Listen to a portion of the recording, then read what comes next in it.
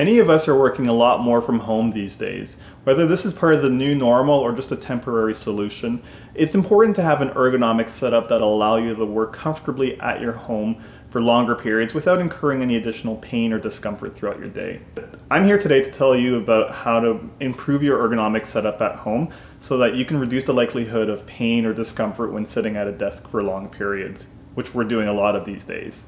So the first thing I do in these scenarios is I look at what's adjustable and what's not. In some of these cases, I'm looking at the desk as the thing that I'm not going to change. Although it is possible to get a desk that changes heights pretty readily, sometimes these are more expensive changes or upgrades to make. So I pick the desk that I'm going to be working on, and then I go from there.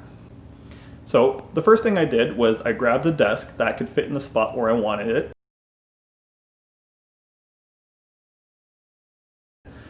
And then I got a chair that was adjustable. This is key because my desk isn't adjustable, I need a chair that is, so that I can sit at the appropriate height. The other thing I make sure is that I have a nice platform to work on. So I make sure that I have enough space for my keyboard, my mouse, my notebook, whatever's necessary for me to get the job done. I want to make sure that I can follow the 90-90-90 rule when I'm sitting at my desk. So what this means is that if my feet are flat on the ground, I want to make sure that my knees can get to 90 degrees, my hips are at 90 degrees, and my elbows are at 90 degrees.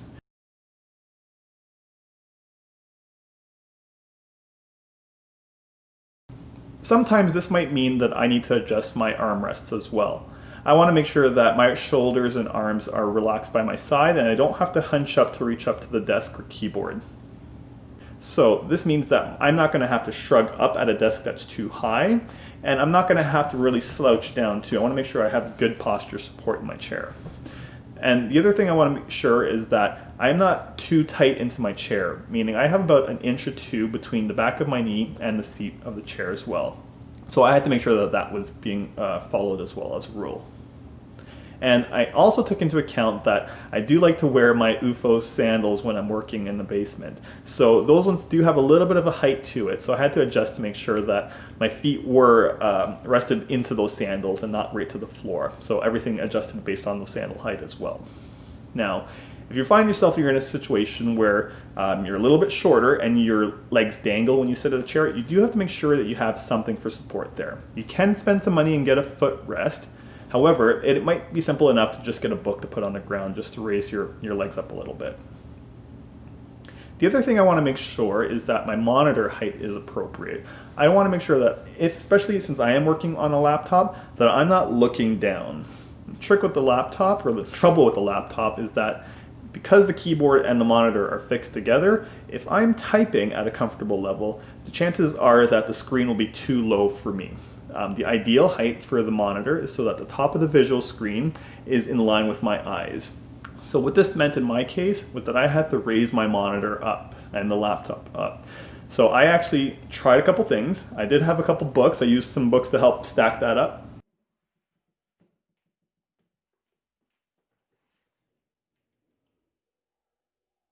It wasn't high enough and it wasn't comfortable with what I wanted to do. So I did invest in a laptop riser.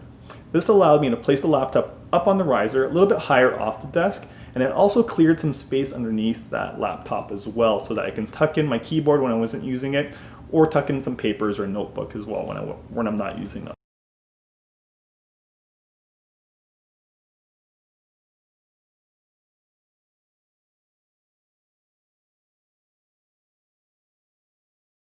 This was helpful because that desk that I chose to put in that space is a little bit smaller since I needed to move it in and out of that space when I'm working or wasn't working. In my case, I had to add a side table so that I could rest my mouse on it. Because my side table wasn't the same level or height as the desk, I added a box that made it match perfectly.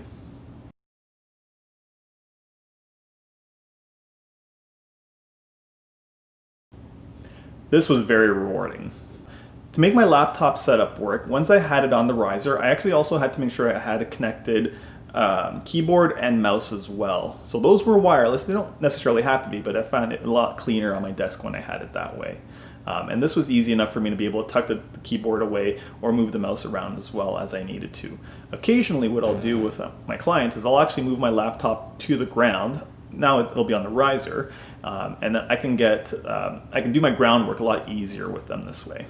So it did make it a little bit more versatile for me as well.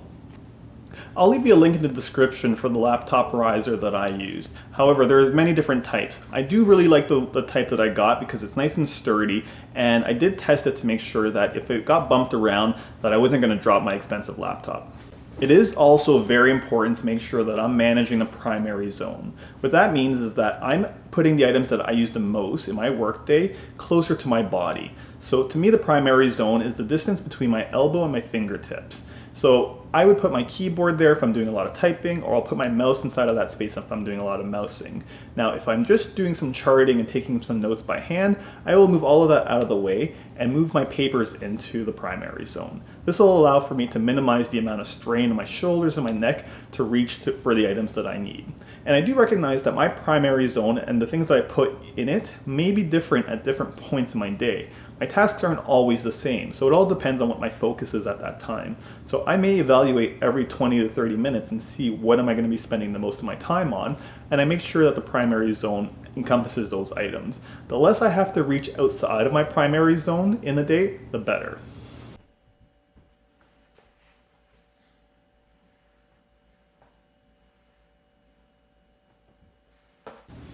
Now, because my feet were planted well on the ground and I was rested in my seat in a nice, comfortable posture, and that my armrests were at a position that I didn't have to shrug my shoulders up or reach forward very much or reach too far out, everything was set up so well that it minimized the demand on my body to get my job done. So it made it easier for me to do that. And because I invested the time in preparing that beforehand, that allowed for my full workday to be a lot more efficient, more productive, and of course cause less discomfort or pain.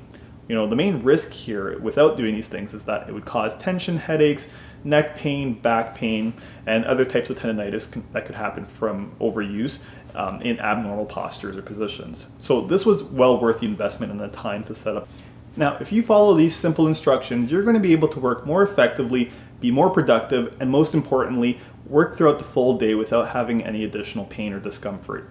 Less tension headaches, less neck pain, less shoulder pain, less mid-back or lower back pain as well. I've laid this out in a way that you can implement the same strategies that I did at a minimal cost. There's ways to do it completely free with items that you have at home, but I did invest in a couple things that weren't terribly expensive and made a world of a difference for me, and probably will for you as well.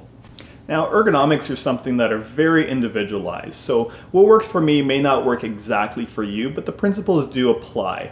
So it's important to take into account what kind of work you do, what are the tasks you're doing the most often, your size, weight, dexterity, and things that you're comfortable with doing. So it's important to have that in mind. If you have any questions about your specific ergonomic design, please feel free to leave a comment. And if you did enjoy this video and found it helpful for you, please leave a like. That will help my channel. And we'll see you in the next video. Have a great day. Be safe.